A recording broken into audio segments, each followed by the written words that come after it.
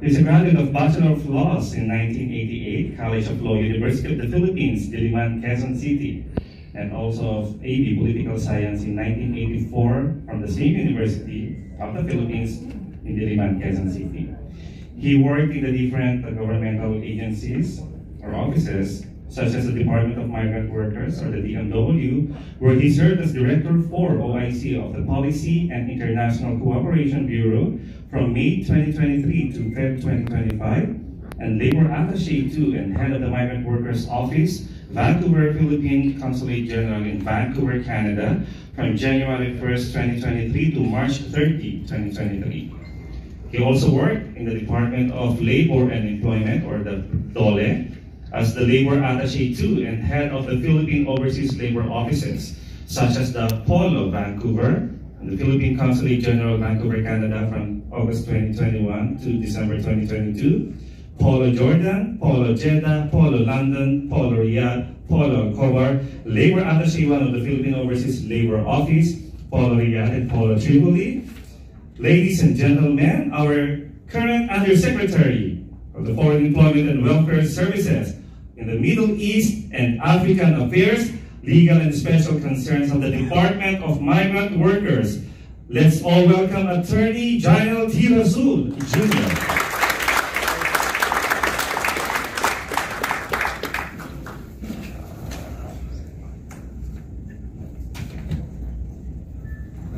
Thank you. Maraming salamat po. Magandang gabi sa inyong lahat. Assalamualaikum warahmatullahi wabarakatuh. Assalamualaikum warahmatullahi wabarakatuh. Unahin ko po kagad ang boss ko. Secretary Andrew J. Tatawa si Lawat Sol. Si Asek Kabeni, matagal kong kasama rin sa Jeddah, isa ring haligi ng community sa Jeddah Western Province. Si Director, now Deputy Administrator Rosain Bahia Katapang, at saka si Lawat Sol. So, dati na pong sa Saudi dito, matagal din po nagsilbi as Hajj Attaché bago siya naging Labor Attaché sa Jeddah. And now in Alcobar. It's good to see you all, especially when kanina po binanggit yung mga pangalan ng mga organizations like APSCOM, OFW Congress, PICPA, professional groups. Parang na-refresh po yung memory ko because 25 years ago, I was the first labor attaché here in Alcobar. Ako po ang unang-unang labor attaché ng Polo Eastern Region operations po. Kaya karamihan sa inyo bago na, pero yung organizations nyo matagal na po. Dati, except for a few po. May mga iba po, kilala ko pa rin nandito. Hindi po ibig sabihin sinasabi ko ito ay matanda na ako. Dahil po, matagal na rin po ako sa serbisyo. Na-cover ko na rin po ang Riyadh at saka ang Jeddah. Una-una po, napunta rin ako sa Tripoli. Nabanggit kanina. Nandito po kami sa KSA as part of the usual regular visits po sa ating mga polos dito, NWOs now, para konting check po sa mga shelters ng mga workers natin, sa internal operations ng offices natin, at saka syempre, nakipag-ugnayan tayo sa host country, lalo na sa ating mga leadership sa embahada natin. On the part of the secretary po, pag-utusan kami that we have to make a regular visit sa lahat ng offices ng MWOs at pag-ipag-ugnayan din po sa Filipino community every time pupunta kami dito. This is not my first time after 25 years. Pangalawang beses ko lang po nagpunta dito since my last posting here in Alcobar. Pero in the first time po, pag-meeting kami, small group lang. But we were actually concentrating on the case assessment ng mga wards natin po sa shelter. That's why we were there in the other building. Si Secretary po nandito rin, after a long travel po, just a few weeks ago, he was at the heat of the Iran-Israel conflict. Napunta po siya kagad sa Jordan. But before going to Jordan, dumaan po siya ng Doha, Qatar. Tapos napunta po siya sa Beirut. Nagpag-ugnayan din sa ating mga Filipino community sa Beirut. At sinundo po niya yung first 26 repatriates po galing Israel. Sinulubong po niya sa King Hussein Crossing, Jordan side, yung pagtawid po ng 26 na repatriates natin. At sinamahan niya pauwi sa Pilipinas. Nung sila pauwi na, may connecting flight po sa Doha. Doon sila medyo na-started dahil doon po yung first missile strike ng Iran sa Doha. So medyo na-stranded sila. Akala namin magiging problema sa secretary sa Doha. Yung pala, after few hours, nag-resume din ang flight. So hindi ko na po pangabain. Ang ating guest speaker po ngayon ay si Secretary Hans. So maraming salamat po sa inyong lahat. Good evening. And of course, the very reason why we are all here tonight, our distinguished guest of honor, he's actually a recognized expert in labor and migration, currently serving as the Secretary of the Department of Migrant Workers.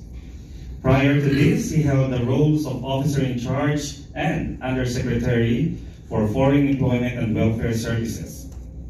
His experience gained from his previous roles as the Administrator of the Overseas Workers Welfare Administration, the Philippine Overseas Employment Administration, and as the Undersecretary of the Department of Labor and Employment, has helped him influence both national and international labor and migration policies. His credentials extend beyond national borders, as he has represented the Philippines in numerous international capacities. He has held the position of Vice Chair and the Special Tripartite Committee of the Maritime Labor Convention, Vice Chair of the ASEAN Committee on Migrant Workers, and Chair the ILO Committee on Domestic Workers and the ILO Tripartite Workshop on Private Employment Agencies. His expertise in labor and migration is not confined to land-based issues. He has also demonstrated profound knowledge and leadership in maritime labor, leading the Philippine delegation in the ILO experts meeting on formulation of Maritime Labor Convention flag and port state inspection guidelines. Additionally, he is a lifetime member of the Integrated Bar of the Philippines and has served as a Philippine Bar Examiner for Labor and Social Legislation subject matters.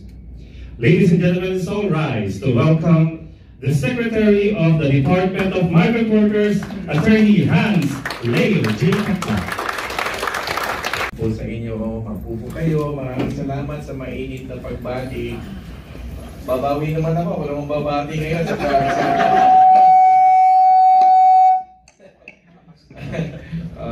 hindi naman sa gano'n. Alam niyo, over the years, kami naman, magkakasama kami sa bureaucracia at sa tagal ng pinagsamahan namin ay we've grown to work together and appreciate each other and understand each other. So I'd like to also to return the favor and pay tribute to my colleagues in the Department of Migrant Workers. So of course, napanggit si D.A. Rosane Katapang, representing Administrator P.Y. Kaunan sa aking mahal na ahensya na Overseas Workers Welfare Administration. And then of course, si Yusek Jun Rasul na matagal na rin, na-narrate na yung kanyang karanasan bilang long-standing labor attaché. And then Assistant Secretary Benny Legaspi, 29 years dito sa KSA. And of course, Labat Sol Mucha, who na-narrate na rin yung kanyang long-standing service sa gobyerno sa National Commission of Muslim Filipinos and of course, as Hajj Attaché. Nung nasa Jeddah siya, I remember there was a case ng mga Hajj pilgrims, no? Nung time pa ni Sec Tools Oakley, I remember I got a call in the middle of the night from Sec Tools about helping the Hajj pilgrims in a certain portion of the Hajj pilgrimage na kung saan nawalan sila ng tubig yata at pati sa sakyan yata nag-breakdown. I remember that very well. So napakalaki ng role ng pagtulong din sa mga Hajj pilgrims who many, by the way, are OFWs, no? Journey to Makkah to go through the Hajj. And yan, si Labat Solmod siya, hindi naman natin matatawaran yung maraming pinagsilbihan ng isang Hajj Attaché sa year in and year out ng mga Hajj pilgrims ng the Philippines. So, at ngayon, kinagagalak namin na siya na nga ang hinirang na labor attaché dito sa Cobar, sa Eastern Province. And of course, ang ating dalawang welfare officer, si Ayen at si Habib, matagal ko na rin nakasama kami ni India Rosain sa OWA, and we're proud to say that you have two of the better welfare officers ranks ng OWA. At of course, ang aming family dito sa DMW, sa OWA, proudly serving. Kaka-ribbon cut lang namin dun sa extension office, MW office. A bigger office now because itong extension office will now house the OWA side. At ang ibig sabihin nun, luluwag sa MWO side. Familiar kayo dun sa opisina natin sa anong pangalan mo? Okay. And of course, we're thankful to the Saudi side for giving us a chance to serve our OFW community, Filipino community here in Alcobar. But of course, the very reason why we are here na itong iba is you. We really want to touch base with you again. Makataupalan kayo muli. The Eastern Province is close to my heart for many reasons, but more particularly kasi in 2016, nakwento ko sa kanila na nagkasakit po ako dito at itong araw ko sa Aldo Sari Hotel at di ba Nurse Mary Jane at na-isolate ako, nagka-chicken pox ako dito. We were supposed to proceed to Riyadh to negotiate a certain agreement with the Saudi side in 2016. Yun yung eventually naging 2017 bilateral labor agreement na pinirmahan with the Saudi side with the king, the presence of the king and our president in 2017. But bago nun, we were here for a negotiation at I was down by chicken pox. 7 days ako in isolation sa Aldo Saria, di ba? At muntik akong namatay sa palagay ko. Pero sabi sa akin ng asawa ko, wala pa naman namatay sa chicken pox. Masyado pa naman dramatic.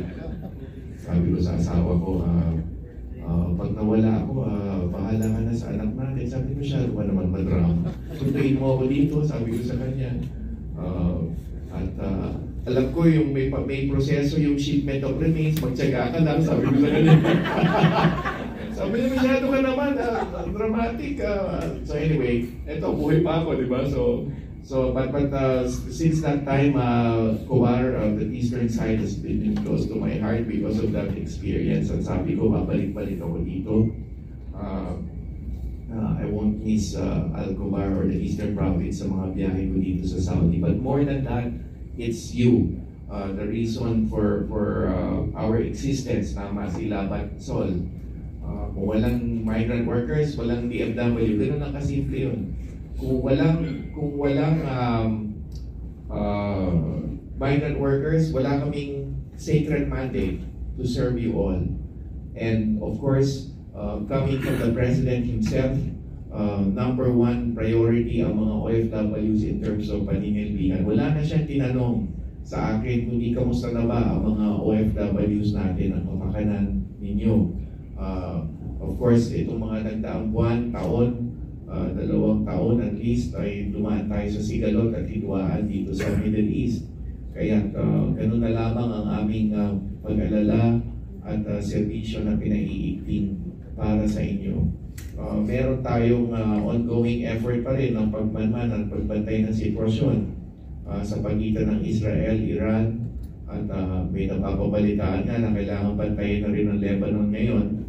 At kailangan bantayan, at baka meron ding posibleng sigalot na manumbalik mula between Israel and the Hezbollah. But also, we're watching very closely yung sitwasyon sa Israel itself and sa Iran. Meron hindi naman ganun karami ang ating mga OFW sa Iran, but still, si Presidente, pag nagre-report ako tungkol sa sitwasyon sa Israel, sa pagitan ng Israel at Iran, parati niya sinasabi, huwag mong kakalimutan yung mga taga-Iran. So meron na tayong first batch bago nagka-ceasefire. Sisimulan na sana yung tuloy-tuloy na repatriation, pero nagka-ceasefire. Pero meron pa rin darating na 45 in the next 3 days na mga repatriates.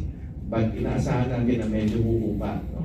Yung 300 mahigit na humingi ng repatriation, pagka humupa na yan, mag-second thoughts na sila gawa ng ceasefire.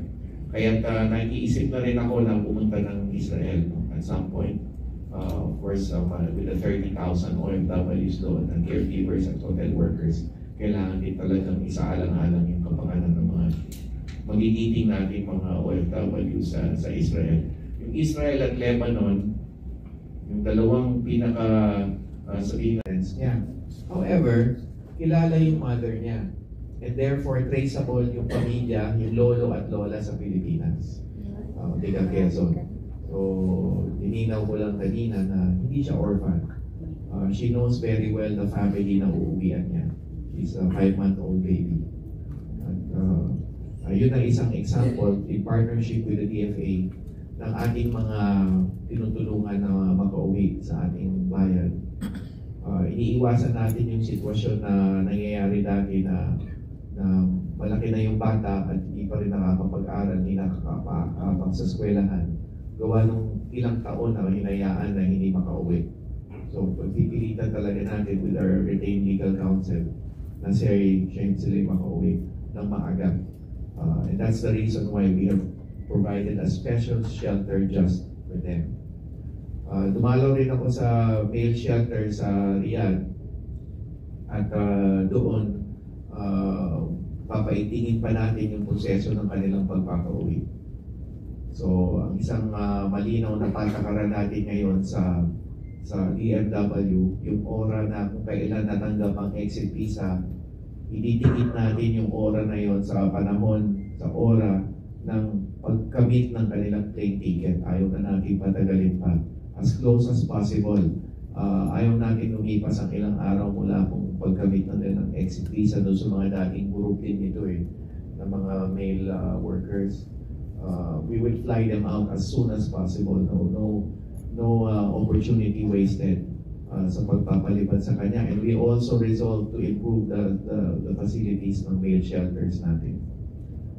Ayaw natin maulit yung nangyari nakaraan na hindi maayos at hindi malinis yung male shelters. And that goes with the bahay kanina for the female shelter stayers. So nagpunta kami rin sa bahay kanina at tuwa naman ako na masayahin pa rin yung mga shelter stayers doon, na mga OFWs natin. But at the same time, we resolve to do things better, to improve the facilities dito sa ating mga shelters. We always keep saying sa ating mga OFWs na kapag kayo nadi-distress, you have to keep your chin up, you have to maintain your pride. Because what's important is that yung strength that you brought in, the determination you brought into the kingdom, yan din ang dala ninyong strength and determination going back home. You should not feel depressed or feel down or feel like you are failures, kasi kailangan yung strength and will ninyo, willpower to move on, because that's what your loved ones deserve back home. So yan ang sinasabi namin mensahe sa kanila. 135,000 ang nasilbihan ng Action Fund last year. And we hope to do so much more. Dito sa Riyadh, nakita ko yung data nila on the Action Fund. Ang isang napansin ko doon, at least 150 na tulungan na bigyan ng medical assistance to the tune of around 3.3 billion pesos. So sabi naman nila, but Dominador Salanga, by the way, we have a new team ngayon all throughout the kingdom. the three main posts, bago lahat ng labor attaché. And two of them are lawyers, labor attaché Fidel Macauyag in Jeddah, and labor attaché Dominador Salanga in Riyadh, and then of course Labat Sol here in Al-Kubar, long-standing government servant as well. So, we resolve to do things better, lalo na sa aspeto ng pamamahagi ng Action Fund. So, bukod sa ating legal assistance, merong medical assistance tayong sinasagawa. Na gusto na sana natin, kung merong legal retainer, meron ding medical retainer para mas madali ang mga referrals. Dito sa Eastern Province, parang posible yan, kasi very active yung medical workers dito, healthcare workers dito sa atin, ng mga PNA. I think that's possible to have a ready medical team or medical, should I say, first responders sa mga OFWs na kailangan ng medical help. That's very important. We're also looking into the possibility of providing medical checkups, lalo na dun sa mga OFWs na hindi covered by any form of insurance, such as domestic workers, as I understand, ay hindi covered ng medical checkups and medical consultations, lalo na on an annual basis kung saan kailangan nila ito. And that includes psychosocial counseling. Speaking of domestic workers, we're thinking of improving their conditions through policy reforms. So we are thinking of, after 20 years, to raise the minimum wage of domestic workers. Pero meron pang sapat na anunsyo tungkol dyan. Meron din kaming mga certain elements of our reform package, as we call it, that we are proposing para mapapalaganap ang protection sa mga domestic workers. Yung ating helpline, sa ngayon, it's a call center, right? Tumatanggap ng tawag. Pero ine-expand natin yung function. Bukod sa pagtanggap ng tawag, itong Kamusta Kabayan helpline natin, gusto natin, meron ding checks o tawag sa kanila. Okay? Hindi lang yung nag-aantay tayo ng tawag. So, pinilot test natin ito sa Kuwait. Sinimulan natin sa Kuwait. Nakakatuwa kasi yung mga tinatawagan natin ng mga kapitbahay sa Kuwait, naiinis kasi nakukulitan sila. Ang kulit-kulit daw ng gobyerno. Ano ba kayo, tawag kayo ng tawag? Okay lang ako dito. Pero sa amin, okay lang yun kahit maasar sila. Kasi ang ibig sabihin nun, kung nakukulitan yung tinatawagan namin, ibig sabihin okay siya. Diba? Huwag nyo na akong tawagan, kulit-kulit nyo naman, ibig sabihin okay siya. So, as long as ganun sila, ganun ang sagot, that's fine by us. Ang importante, madinig namin yung tinig nila at sabihin nila sa amin yung kanilang matamis na ang kulit-kulit nyo naman. Okay? But okay lang yun. But we will continue this kind of a measure. Babatiin namin kayo, sila, sa birthday ninyo, mamarapatin nyo lang, among the other things that we plan to do with this Kamusta Kabayan helpline. And we launched that within the year. Gusto rin namin sana mapaigting yung video interviews ng mga kasambahay bago pa man sila umalis. Kasi kung ipirma sila ng kontrata, pinapangalanan na yung employer, pero hindi naman nila kilala yung pangalan na nakapirma at nakasulat doon sa kontrata. So we're thinking of a video facility bago pa man sila umalis ng Pilipinas, makikita na nila. And vice versa, makakatulong din naman yun sa employers, in fairness, di ba? Kahit naman sa Pilipinas, yung mga agencies na nagde-deploy ng kasambahay within the Philippines, di ba? Pinupuntahan din ng mga employers at para makita, ma-interview nila yung i-deploy sa kanilang mga kasambahay. Kahit sa Pilipinas, nangyayari yan. So, dapat lang na makita ng ating domestic worker yung pagsisilbihan nilang mga employers, and vice versa, yung employers makilala na yung ating domestic worker. And then, of course, yung matter ng upskilling. Ang gusto talaga ni Presidente, lalo na sa mga domestic workers, yung hindi sila nakukulong sa option lamang na, lalo na yung mga nasa malalayong lugar sa Pilipinas, Visayas, Mindanao, o sa Northern Luzon, na tila baga ang alok na lang na trabaho ay domestic work. Kapag ikaw ay babae at ikaw ay nasa below the poverty threshold o kaya nasa isang low-income community, 6th class municipality, wag sana ang option lang na job offer ay kasambahay sa abroad. Kaya ang nilalayo natin dito ay angat yung antas in terms of yung upskill, baka naman may iba pang skills na posible. So halimbawa, kung ang domestic worker pagdating dito sa Saudi ay mag-aalaga pala ng bata, matanda o may sakit, edi i-train na natin as a caregiver at i-categorize as such. Isang example lang yan. Kung merong kailangang may demand sa abroad, hindi lamang dito sa kingdom, sa ibang bansa, ng hotel work, hospitality work, baka yun na yung training na pasukan. Barista, baka yun na yung training na pasukan para hindi lang sila trapped sa magte-training na rin lang ng NC2 household work. Baka bigyan na lang din ng option ng NC2 sa ibang larangan. Okay? So, yan ang example ng ating mga plano. Ang isa pa yung leave out domestic work na tinatanggap rin ng Saudi side, ang tawag natin ay residential support staff. So, layunin natin na lalo pa itong ipalaganap para hindi sila nakatira na dito sa mga employer households nila and thereby prevent the possibility of certain situations na hindi nagkakaunawaan na humahantong sa hindi kanais-nais. So, these are the things that among the other things that we are lining up. In terms of business opportunities, as much as we defend and protect workers' rights, employers' rights, employees' rights, and OFW rights, gusto rin namin pangalagaan yung kita ng mga OFWs, lalo na yung mga baguhan, di ba? Kasi kayo, established na kayo. You've pretty much managed your careers and your finances to success. So, pero yung mga baguhan o kaya hindi masyado pa matagal na OFW need guidance as to handling their finances. Kaya patuloy ang aming paghikayat sa inyo, sana si Laban Sol makapaghikayat ng mga ilang mag-volunteer na magpapayo on financial literacy sa mga kababayan natin. Lalo na yung mga baguhan ng mga OFWs o OFWs na nasa low income brackets. Kasi sila yung kailangan ng payo kung paano pangalagaan yung kanilang kabuuang kita. And ito pinapalawig natin yung mga tiga-ALCF Live, maraming salamat sa inyo. May ongoing dito sa Eastern, no? Yes sir, we have. And meron din ho kaming incoming this July 25 when we start to. Actually, we have 20 registrant na. So, we're encouraging at least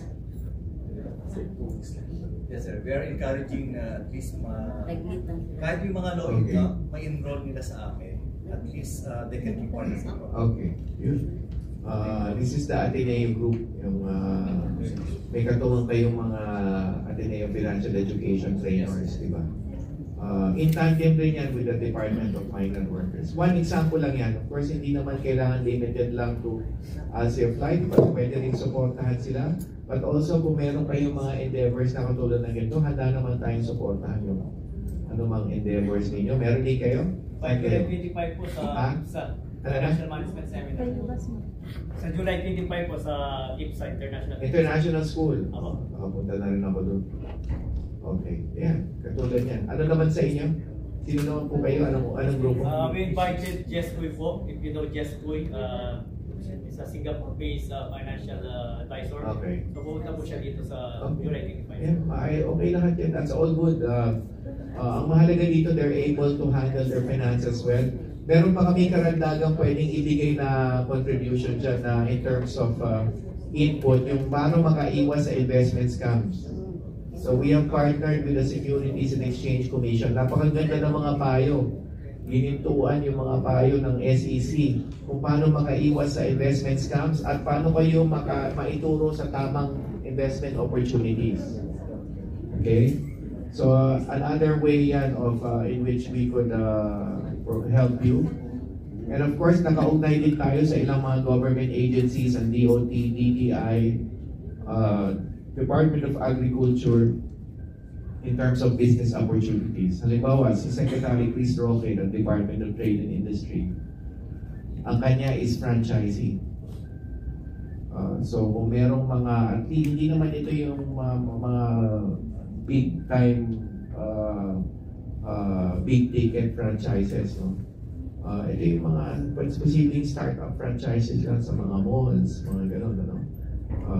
Mga kiosks sa malls, sa mga bazaars, kung saan pwede kayong mag-avail ng pagiging franchisee in relation to a franchisor na pwedeng mag-prescribe ng mga pagnenegosyo. Example na dito, hindi ko na sabihin yung mga brands, yung mga nagbebenta ng french fries, ng siomai, sa supermarkets or sa malls.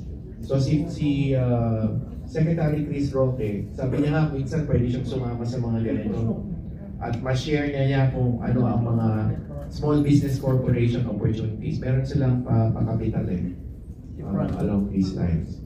And dadagdagan ko pa yan sa DTI. Si Miss Tessie C. Coson ng SM Group. Ang kanya naman, ni Ma'am Tessie, is kung kahit hindi franchise, kung kayo nagpasimula ng negosyo, pwede kayo maimbita sa mga bazaars, sa mga tiangge within the SM malls. Diba meron yan, yung sa gitna ng SM mall, may mga tiangge. So pwede nila kayong maimbita sa ganon. Kung interesado kayo, pwede namin kayong maiugnay kina Miss Tessie C. Coson at ang SM Group. At ang DTI, partner rin nila ang DTI dito sa aspeto na to. So, marami tayong pwedeng partnerships.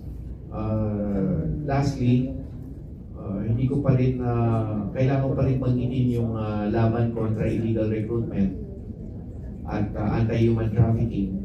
Alam ko na prevalent pa rin yung phenomenon ng third country hiring, yung mga dinadala halimbawa mula sa ibang lugar, ibang bansa, at dinadala dito sa Saudi, at tila pag iiwanan o kaya hindi re-rehistro at abusuhin yung karapatan bilang manggagawa ng mga dinadala ng mga, let's say, mga kasambahay mula sa ibang bansa at dadalhin dito. But ang gusto ko sanang imungkahi sa inyo, kung meron kayong lalo na yung mga online illegal recruitment, meron na rin iba sa inyo nagre-refer sa akin ng mga potential illegal recruiters online. Napakarami nila at mayabang pa. Namamayagpag sila pagka nagpo-post na hindi na sila nahihiya ngayon na sabihin na ako'y nagre-recruit na walang lisensya, walang ano na ngayon, alamak na ngayon, kaya tulungan po tayo. Akala ng iba, legal yung mga ganong kaparaanan.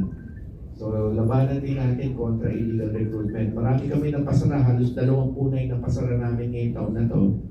Hunyo pa lang, in the previous years, mataas na yung makasampu. Pero ngayon, 20 na, Hulyo pa lang. So, masigasig kami sa mga pinapasara namin, mga establishmento namin, at dinidemanda natin sa DOJ, sa Department of Justice. Okay? Meron ng mga kinakasuhan sa korte ng mga pinasara nating establishmento. Okay? Ang isang example dyan, merong isang German Training Institute. Kunyari, training lang ng German language. Pinasara namin, kasama pa ako sa closure operation, Quezon City. Pero yung pala, ay nagre-recruit. O pinasara natin yun at I think it was a month ago, kinasuhan na sa korte, may-ari. Yun ang mga example ng ginagawa nating laban kontra illegal recruitment. Of course, meron pa rin tayong regulasyon sa mga recruitment agencies na tiwali. Hindi naman lahat ng recruitment agencies ay tiwali. But doon sa mga tiwali, paparusahan natin din sila. Meron lang akong isang pinirmahan na desisyon ng isang araw ay nag-submit ng fake test na certificate sa DFW. So hindi rin natin papayagan yung mga ganong klaseng bagay. Kamakailan lang, merong isang sa sea-base naman ito, nagsakay ng Pilipino sa barko na palyado, unseaworthy, at hindi pa nagbibigay ng sweldo. Okay, so again, kakasuhan natin yung manning agency sa larangan. O sige, hindi ko na patatagalin pa, nagkukwento lang ako sa inyo, nag-uulat ako mula nung huli kong punta dito nung Enero. Huwag kayong magsawa sa akin. Sabi sa akin dun sa Riyadh, sir, nandiyan na naman kayo. Parang sinabi mo na, ito na naman. Sa Riyadh po yan. Okay, so yan. But here, we always feel the warm welcome here in Alcobar. So maraming salamat. Thank you so much po. Second step up. Nakadalawang punta na rito si Seth. Yung iba hindi pa nakakapag-bakasyon.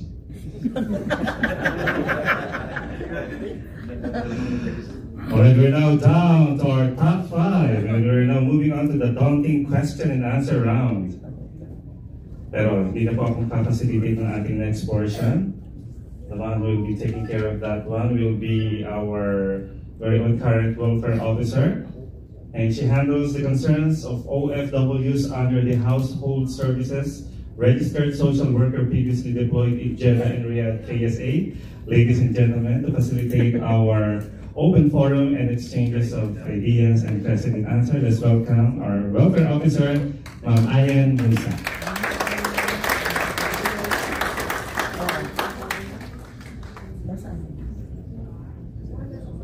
Maraming salamat, Sir Ricky. Parang nag-pressure ako kasi ang ganda ng boses niya. I hope I can live up to the expectation. So magandang gabi ulit sa ating lahat. Once again, ako si Ayen, ang inyong welfare officer. At karamihan sa inyo ay nakilala ko na. Tama po ba? Yes. Okay, so ngayong gabi, para sa ating open forum, siguro ang rule natin ay magtaas ng kamay at pwedeng magbigay ng inyong mga katanungan, i-address po kung kanino sasabihin at one participant at a time. Tama po ba? Okay. So, itaas ang kamay kung sino po ang gusto na magtanong. Okay, unang-una ang kamay na itinaas ni Ma'am Magic Radio, no? Si Miss. Okay, pakibigyan po natin ang microphone, si Ma'am Amira. Assalamualaikum po. Good evening, everyone. Sa ating Secretary Hans Leo Cagdag. Sir, may email po ako sa inyo. Actually, dito po sa Eastern, I'm very proud kasi lahat po ng tawag dito talagang sinasagot po nila. At lahat po ay mabilis yung aksyon nila. Lalo na po sa hotline. Kay Secretary po, meron lang pong request kasi ako po yung sa Magic 6 Radio. Meron po kasi, marami po kasi mga message. Sinasabi ko din po kay Sec Benny kasi lagi ko po siyang ka-chat. Doon po kasi sa MWO Riyadh, answering machine lang po yung sumasagot sa hotline. Meron po ako kasing ipinasa doon yung binugbog siya. Very disturbing po. Naipasa ko din po yon sa GFM, Global Filipino Movement Radio Station sa Pilipinas. Pag nakita niyo po yon ay parang patay na siya. Very disturbing po. And 3 times po akong tumawag sa hotline. Answering machine lang po, call this number, call this, like this. But dito po talaga sa Eastern, sumasagot po silang lahat. Doon po ay answering machine. Sana po maayos po yun, Secretary. Of course, malaking concern sa amin yan and gandang mukhang nagme-message na si Yusek Jun kay kasi kailangan paabot sa kanya ito at kung kayo mag-alala, ayusin natin ito. Ayusin natin. We'll make sure na may sasagot. Hindi pwede yung gano'n, hindi pwede yung answering machine. Para pala may phone line kung answering machine din pala. So, we will write this, no? So, pero siguro habang nandito na tayo, kunin na rin namin yung pangalan ng kailangan tulungan. Siguro yan ang mas maagap. Pangalan ng kailangan tulungan, kung nasaan, puntahan. Kung kailangan dalhin sa ospital, at papatawag na rin yung recruitment agency dito at doon sa Pilipinas. Na natin kagad. Kung kailangang kasuhan yung agencies, then we will do so. Maraming pong salamat, Sec. Ma'am Amira, paki-forward na lamang po ang inyong concern, maski sa amin, para i-forward na namin doon.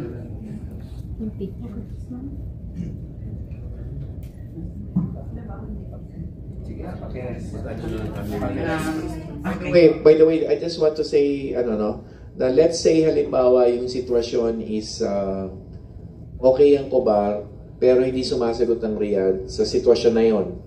So ang payo ko, ihain nyo na rin sa Cobar. Kasi yan naman si Naayen at si Habib at si Labat ay malaya naman makapag-endorso sa at kung isipin ninyo, magkaugnay ang Riyadh sa Cobar, di ba?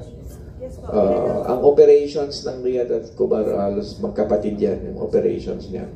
So hindi nalalayo ang Cobar sa Riyadh. So next time, pag walang sumasagot sa Riyadh, pasok niyo na dito para matulungan agad. Okay, noted po yan, Sec. Ma'am Amira, okay na po tayo. Gusto ko lang i-share sa inyong lahat, no? Ito si Ma'am Amira kasi frequently nag-refer siya ng mga cases. So, salamat at na-action na namin ang inyong mga request. So, next po, ayan, ang susunod na magtatanong ay si Mr. Eli Muha. Mike, please. Kahit na hindi na maggamit ng microphone kasi isang pamilya lang tayo. Yes, nakita niyo naman.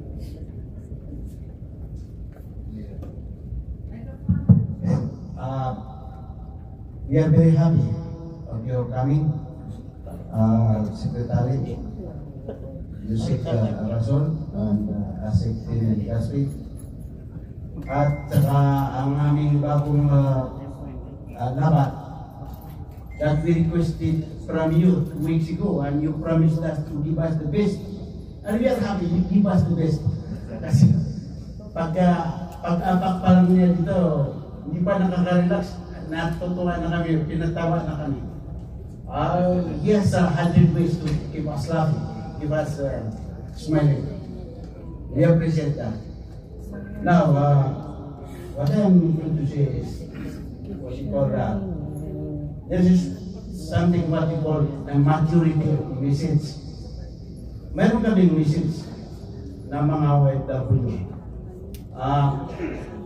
Please give our thanks and gratitude to His Excellency, President Bongbong Marcos. Kasi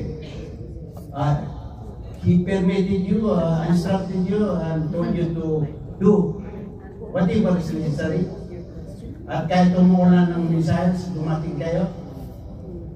At nakakatakot talaga. Nakakatakot talaga bago kayo dumating. Because the war between Israel and Iran, that's a biblical war. It could come back anytime. No? And that is part of a geopolitical politics. So, thank you very much. I am very sad na sa dinami-dami ng nabanggit na organisasyon ay ganito lang tayo karami. It's not good. It's not a good message. Now we are happy for their coming because we should be celebrating. We should be so many, mga 300 katao, okay. Pero kung ganito lang, parang hindi kayo masaya. At saka sa dami-dami ng organisasyon na nabanggit ka na, hindi pa makalimutan yung ABSCOM na at saka yung ISEF, sila yung sumulat sa presidente sa Malacanang at saka POMSUPES at saka ISEF, pati yung PSME, yung Philippine Professional Organization, yung OBA. Nung magkaroon ng mass resignation, sumulat po sila sa Malacanang doon kay presidente, asking him not to touch the DMW. Kasi mag-iinunakit kami.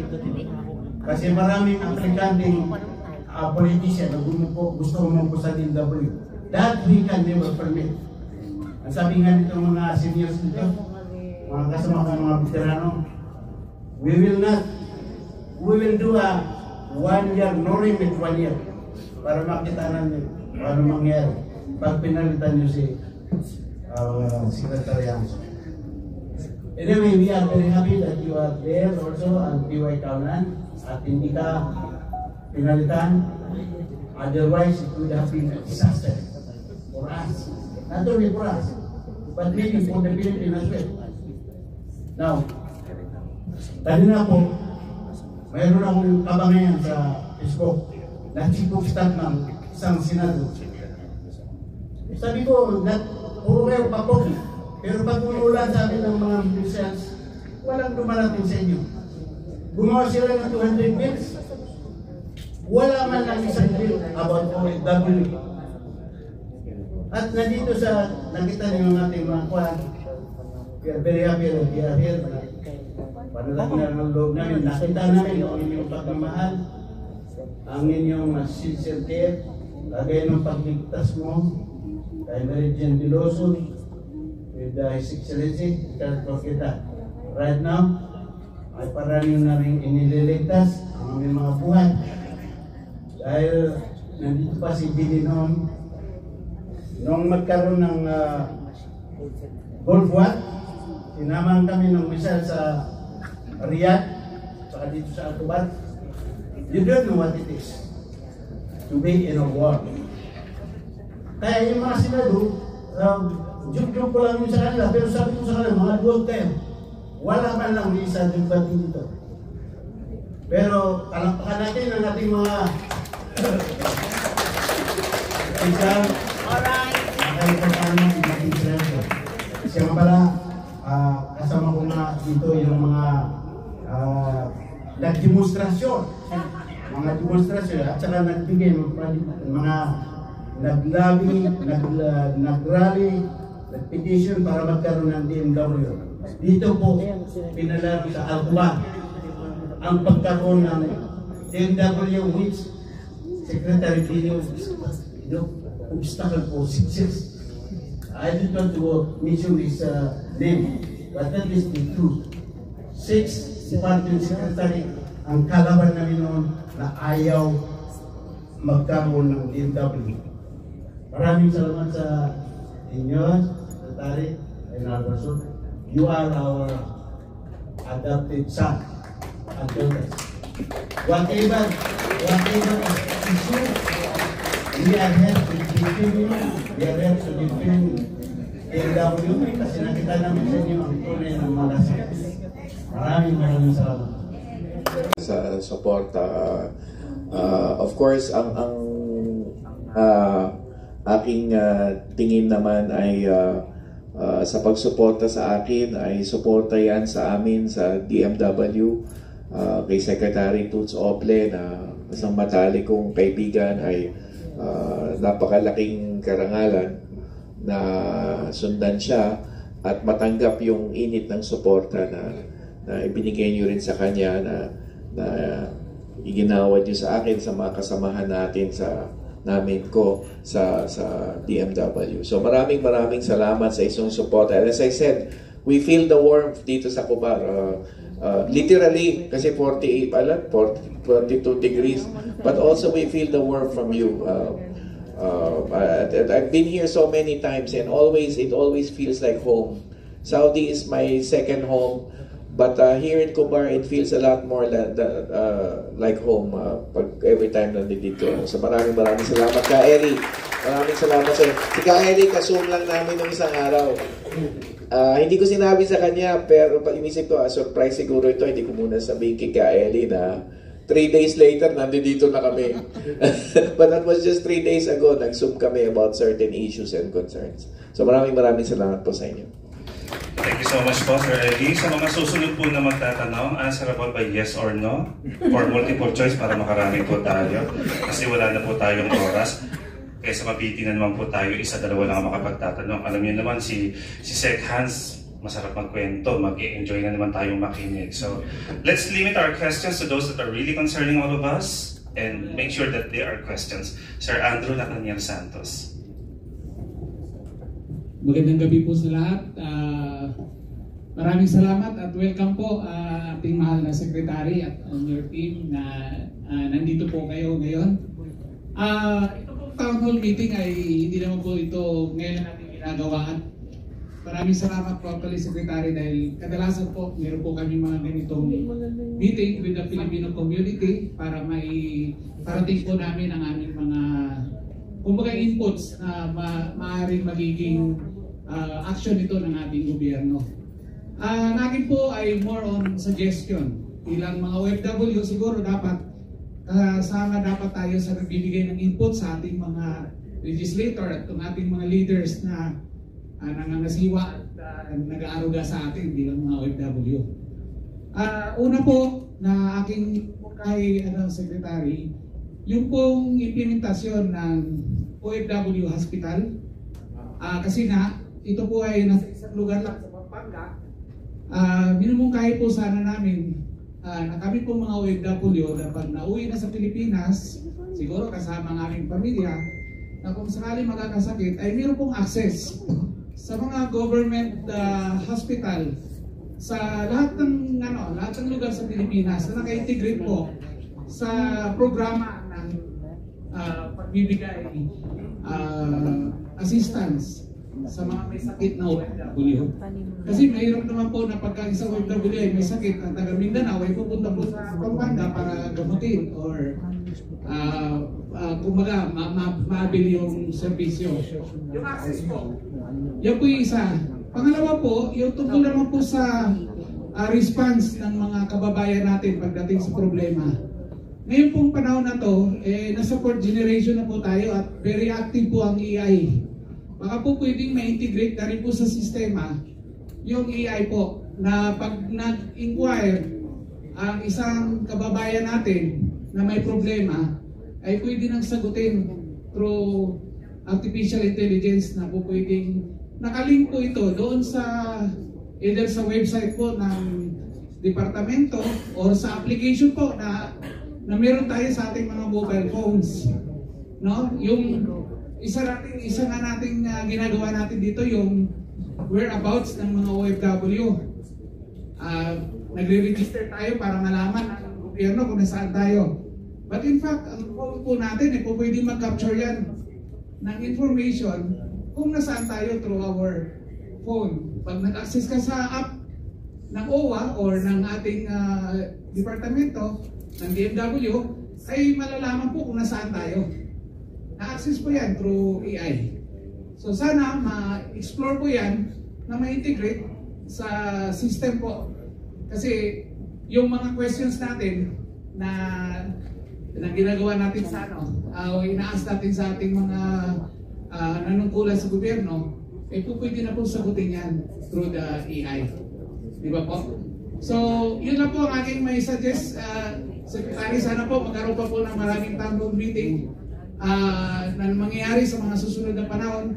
Ang Eastern Province po ay sulit po ito na suporta lagi sa mission ng inyong departamento para sa ating mga kapwa OFW. Ayaw po natin buhay ng buhay po sa Eastern Province ng Bayanihan. Maraming salamat. Kung sino man pa pwedeng tumulong sa larangan ng IT. Although kapartner na natin ng DICT, meron kaming pinaplano ngayon with DICT, may sapat lang na anunsyo tungkol dito. Pero ang pinag-uusapan namin with DICT, masimplify yung proseso. Papasok ang DMW sa eGov portal at doon, para isa na lang ang papasukan ng OFW yung eGov, nandun na rin kami ang DMW. Hindi na kami hiwalay. But meron pang mas malaking anunsyo doon sa partnership namin with DICT. Magkakaroon na lang ng sapat na anunsyo sa tamang panahon. We're also working on a more digitalized way of doing the contract verification requirements para hindi kailangan mag face-to-face dito sa contract verification. That's among the things we are planning. Lastly, doon sa maganda yung una mong binanggit, yung tungkol sa access to government hospitals. Magkakaroon din during the year ng sapat na anunsyo patungkol sa pagpapalawig pa ng medical services for OFWs. Ayoko munang detalyehin kung ano yon. Pangalawa, Nung COVID, merong tinatawag na One Hospital Command Portal. Kung saan gumawa ng sistema ang pamahalaan na pag pumasok ko dun sa portal na yon, hingi ka ng tulong tungkol sa COVID-related assistance. Yung system, sasabihin sa iyo kung saan government hospital ka pupunta. So, kami ni SecTed, meron din akong planong ihain yan na proposal sa kanya. Mag-meeting din kami pagbalik ko sa Pilipinas. Along those lines, make it easy for an OFW na gusto mag-access ng government hospital, papasok siya doon sa portal na yon, and the system will return with a suggestion, dito po kayo pwedeng pumunta. Tiga Bataan kayo, dito kayo pwedeng pumunta. Kung tiga Jensan kayo, dito kayo pwedeng pumunta. Tapos meron ng parang endorsement doon sa hospital na yon. So these are among the things that we are planning for returning OFWs. Thank you. Okay, Sir Arlene Navarro. Sir, good evening po. Pinag-usapan lang po natin yung more sa pagpapalawig. Sir, gusto ko lang po sana banggitin sa inyo, nagpapasalamat kami sa inyo kasi ang alternative learning system na pinangunahan po ng the late Secretary Susan Ople. Kasama na rin po kayo, Sir Hans. At sa pangunguna at nakikipagtulungan po ng Department of Education, pinangunahan po ni Sir Ben, yung communication. At sa ngayon po, meron tayong mga graduates na ng mga OFWs na more than 60. Riyadh, buong Middle East po. Ang problema lang po natin ngayon sa ALS, Alternative Learning System, ang naghahawak po sa atin ng Alternative Learning System online ay ang Panabo City, na iilan lang po ang teachers na naghahawak ng online. So, ang kaya lang po nilang i-cater ay 20 to 25 OFWs. Ang hiling lang po sana natin, marami pa rin po tayong OFWs na hindi nakapagtapos ng high school, wherein ang kanilang aim lang ay makapaghawak ng diploma, high school diploma, para maging competitive man lang pag-uwi sa Pilipinas. So ang ating pong aim ay madagdagan ang number of teachers na naghahawak po ng ating ALS for OFWs. At ang sinabi po ng ating mga Panabo teachers, kung pwede pong madagdagan nga and yung budget din po sa ating ALS. Kasi sir, talagang successful po yung ating ALS na sinumula noong 2023. And thank you so much po sa DFW. Hindi palalawigin pa natin yung ALSE of Life. Yun yung programa na nabanggit ko rin kanina. In partnership with the Ateneo de Manila University. Palalawigin pa ho natin yan. So please know more about this program, sinasabi ni Nurse Arlene, para malaman po ninyo kung paano kayo makakapag-participate dito. Yung 60 na graduate, sana mapalawig pa natin. Thank you. Thank you so much. Next question. Asik Benny wants to say. Asik Benny. Thank you, Asik. Actually, yung ALS is yung Alternative Learning System. Yung first batch, natutuwa kami dahil in partnership po, sir, with Video Foundation. Kahit naalala niyo po yung pinuntahan natin na they have donated 15 laptop doon sa mga teachers. At saka nagkaroon sila ng 1 year na internet connectivity budget. Pero siyempre yung sustainability ang kailangan natin. Kaya naman kasi Panabo, kasi sila yung ready na. Sila yung mayroong online na online system. But yes po, papalawak po natin yung mga ganitong programa na para po sa pag-upscaling or ng mga ating OFW dito. Thank you.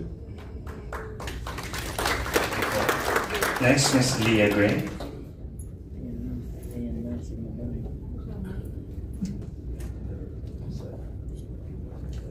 Good evening to each and everyone.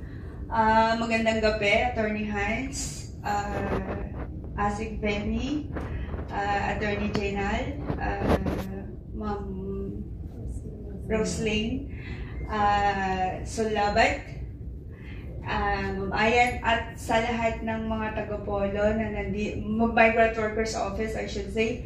I'm very sorry. Magandang gabi po sa inyong lahat. So, ngayon, gusto pong i-represent ang Alpha Phi Omega at saka ang Patnubay. Bilang isang leader, I am representing Alpha Phi Omega, and bilang isang OFW advocate, I am representing Patnubay. Gusto ko sana to, Secretary Hans, gusto ko sana to actually na i-present kay Labat Sol in the future, but since you are here, gusto kong, I'm not sure if anong masasabi mo dito, but sa amin, sa Alpha Phi Omega, meron po kaming mga safety practitioners, meron po kaming mga brothers, consultant actually, and they are accredited by DOLE, and they are much qualified, very qualified. If you are familiar with the profession as safety officer, we are offering from Alpha Phi Omega kung pwede po na makipag-partner ang APO sa OWA to give a free, to render a free training sa mga OFWs na gustong mag-change ng profession, or sa mga relatives ng mga OFWs na gustong mag-undergo ng training. Kasi, you know, the training for safety practitioners, I think, yung 8 hours, 5 hours, I think they will, gagasto sila ng, I think, 3,000. So, if our brothers from Alpha Phi Omega, they are consultant, accredited by DOLE, they are offering a free training. Pero, para itong mga OFWs, yung mga relatives nila na gustong mag-practice ng bilang isang safety practitioner, syempre, yung mga certificate na magagamit nila sa, they don't need to pay. We will be offering this, a free training, kung bibigyan nyo lang ng chance ang mga brothers na ito. This is, ang APO naman po dito sa Eastern Region actually is purely lang naman na nagsa-service every year. I'm very happy to say na ang Alpha Phi Omega dito sa Eastern Region ay laging nagsa-service sa shelter, minimum of 2 services per year. Sa 41 years ng APO ay lagi po itong nakasupport sa Migrant Workers Office. Now, secondly, magsasalita po ako bilang isang Patnubay, OFW advocate. I have, nung last na nandito ka, actually, personally, inopen ko to kay Conjen Dean Ariola. Okay. This is about the ASB of one brother na namatay during the COVID time. And he told me na kukontakin niya ako eh. Kasi lagi na to na ini-email ng wife niya sa Philippines. So now, ang tanong ko, why is it so hard? Or is there a chance, may chance pa ba na makukuha yung ASB ng brad na ito? The ASB is around 100,000. So may chance pa ba kaya na maklaim ang, because I've been follow-upping this for years. From DFA, to your office, and wala akong nakikitang ano. So now ngayon, personally open ko na naman. And here's the other one.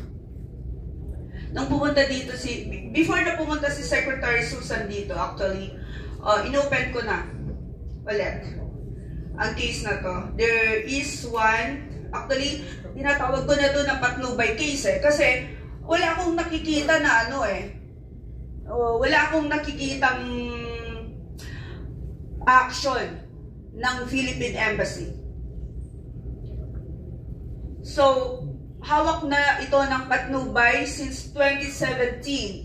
And, ang family ng kababayan na ito ay sinusupport ng isang kapatnubay sa Pilipinas, si Calito Soriano. Ang gusto ko lang sana from DMW, kung walang chance na mapalabas si kabayan na nasa Al-Asa, ang hinihingi ko lang talaga, at lagi ko na itong I've been asking the DMW from long time. I just want the DMW and the OWA to help the family of our kababayan who's been in Al-Asa jail since 2017. Ito lang ang gusto ko sana. And Mr. Secretary, dinala ko to sa iyong office. At since nandito ka na, please, give me, gusto ko sana ng assurance para sa family ni kabayan natin. Thank you po. Yeah, sure. Yung sa aspeto ng sa ESB, pakinggan namin yung kaso kung sino yung involved. I'm sure you didn't mention the name for privacy purposes, but we will get the details from you. We inherited the ESB cases from the DFA noong July 2023. Effective July 2023 onward. So 2020 case ito, kaya siguro hindi na-endorso sa amin. But we will definitely get the info from you, Ms. Leah Gray. It's good to see you. Good to meet you face to face. What's important here is we have been siguro sa isang linggo na pumipirma ako ng mga higit kumulang 10 hanggang 20 ESB related releases ito sa Pilipinas. So gumagana yung ESB work that we're doing, yung minana namin sa DFA. Pero kasi ang minana namin 2023 onward, atras. But we will definitely want to get to know more about this 2020 case. Yung 2017 case, I too would want to look into the details of this, kung anong detalye nito. Hindi lang ako makadalaw sa next time, siguro kung punta, dalawin ko sa Al-Asa kung nandun pa siya, itong nakakulong. But in Jeddah, I will do some prison visits. Hindi ko lang nagawa dito sa Cobar. The last time I did it in Cobar was maybe when Eastern was around 8-7 years ago when I visited Dammam City Jail, the female jail in Dammam. I'd like to do that again the next time I get back. But sa Jeddah, gagawin namin ito. In Riyadh, ginawa ko rin nung huling dalaw ko. But here in Eastern, I want to do it when I get back. So we'll work with you, Ms. Leah. Kung sino man sa inyo na gusto niyo yung dalawin ko o dalawin namin sa jail, well, dito naman si Labat, no? We do the jail visits. And sa susunod kong punta, kung mayroong kaso kayo sa tingin ninyo ay dapat mong dalawin sa kulungan, maybe we could start with this 2017 case. And I promise you, Ms. Leah, we will work on this. Of course, hindi ko pa alam yung detalye ng kaso, kung gaano kabigat, kung gaano komplikado o hindi ka komplikado. But once I get to know more about the details, then we vow action on this particular case. Okay? Thank you so much. Ito Rona Sansona. Short lang po and direct to the point, please. Magandang gabi po sa ating lahat. Sa ating secretary po, nice to see you again po, Sec Hans. And sa ating po lahat from the DMW and OWA. Magandang gabi po. I'm Dr. Rona po, this time from IPSA and one of the parent of IPSA po. So, we want to ask lang po, actually, every town hall po ay na-open na din po ito at na-open na din po ng mga kasama namin sa SGB before about the how the DMW and the OWA will help the parents. Pero thankful din po kami sa OWA kay Ma'am Ayan tsaka po kay Labat po na entertain din po nila yung inquiries po ng aming isa sa parent at isa din po sa SGB IPSA. Doon po sa mga nagkakaroon po ng uncertainties na like layoffs po ng mga parents na hindi po nakakabayad ng kanilang tuition fees. Actually, we know po na pinapasok po namin yung mga anak namin sa school kasi kaya po talaga namin silang pag-aralin. Kaya lang po, may mga parents po talaga na nakaka-experience na nalilay off po bigla during their contract. And then, baka, I just want to ask na po, baka, is there any possibility po ba to create an emergency fund para po sa mga affected family po, OFW family, para po sa mga ganito situation? Thank you po. Yung tanong ngayon, kasi kaninang umaga lang, nag-usap kami ni Admin PY. By the way, bago ko lang sagutin yun, meron pa isang tanong si Ms. Leah dun sa safety engineer, so I'll ask D.A. Rosain to approach you later about the matter on safety engineers. Ngayon, just on safety engineers, alam ko rin that the Occupational Safety and Health Center has been working toward recognizing or certificating yung mga may karanasan na safety officers dito para pag-uwi sa Pilipinas, credited yung kanilang pagiging safety officer dito at gagawaran sila ng corresponding recognition doon or certification. Safety engineer or safety officer sa Pilipinas. Okay. Ngayon, doon sa tama-tama yung tanong ni Doc Rona, kasi kanina umaga nag-usap kami ni Admin PY at ways in which pwede pang palawigin yung mga programa through the OWA Trust Fund, of course dadaan sa OWA Board of Trustees, na pwedeng mag-counterparting sa DMW Fund. Whether it's Action Fund o ano pamang fund. Patungkol sa high school. Kasi meron ng baccalaureate, di ba? I presume yung sa IPSA high school, ano? So, high school, grade school siguro? So, yan. Sabi ko kay Admin P, nung nasa OWA ako, may hesitation about helping grade school and high school OFW children kasi yung sheer numbers, yung sustainability. No? Kasi ina-actuarial study pa yan kung gaano karami at baka ma-deplete yung fund. No? Baga, mas higit pa sa pumapasok sa babayaran kaysa sa pumapasok na pera. Okay? Binabantayan din yung mga bagay na ganyan sa OWA. However, ang isang pinag-usapan namin kanina, okay, kung hindi laganap yung pagtulong sa OFW children na grade school, high school level, baka nga pwede in certain cases, limited muna, i-pilot run, tingnan natin, bawa, yan yung kaso na yan, nawala ng trabaho yung parent, so baka pwedeng pumasok para tulungan. At hindi lang naman namin iiwanan ng OWA, kasi ayaw din natin ma-burden ng trust fund, of course, but gusto rin natin maglaan ng pera mula sa OWA trust fund in such a way na sustainable, and in such a way na may backup or may counterpart from the DMW, from the General Appropriations Act.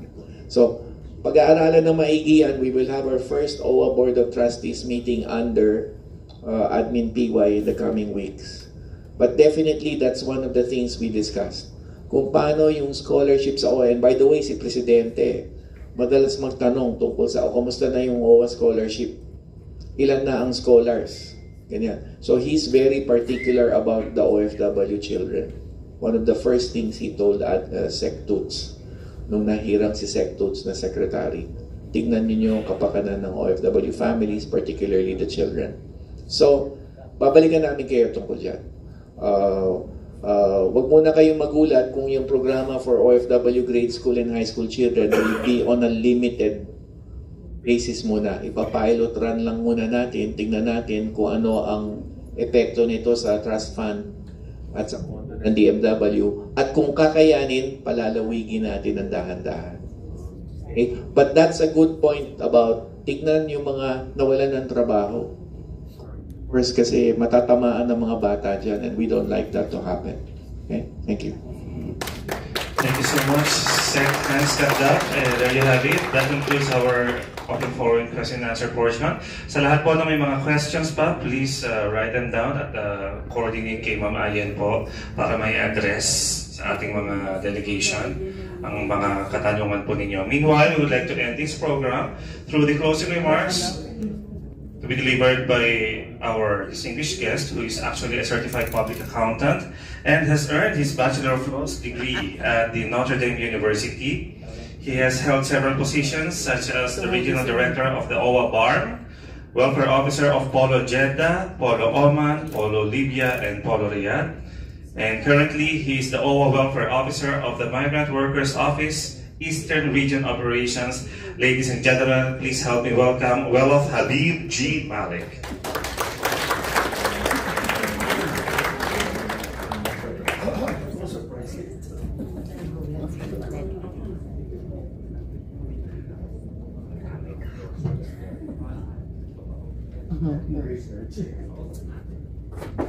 Good evening. Bago po tayo mag-closing remarks ay gusto ko pong i-welcome si Secretary Hans Leo J. Kapdak.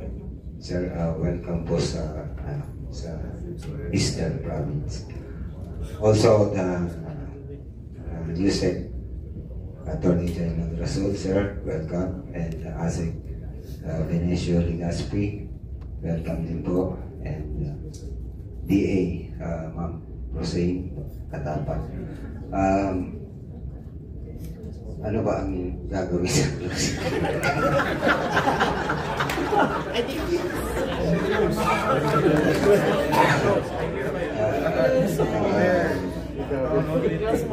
Anyway, thank you sa lahat po ng PhilCom dito sa Eastern Province. Rest assured po na under the guidance of our Secretary and Administrator, we will do our best po na hindi po kayo i-disappoint.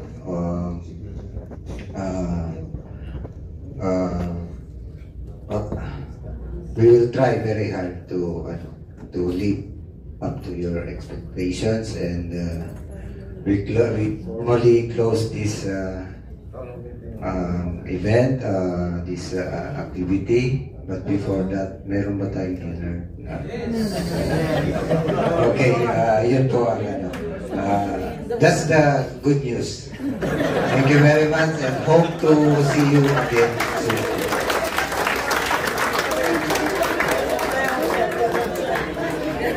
Maraming salamat po, Welof Habib G. Malik. And on behalf of the Filipino community here po in the Eastern region, I would like to say thank you so much for coming over. It's been a pleasure to be hosting these kind of events once again. So thank you so much to our dignitaries who came all the way from the Philippines, of course, led by our DMW Secretary, Sec Hans Leo J. Kapdak. Thank you so much po. To USEC General Rasul, the ASEC Benicio Ligaspi, DA Rosario Sara Katatama, thank you so much po.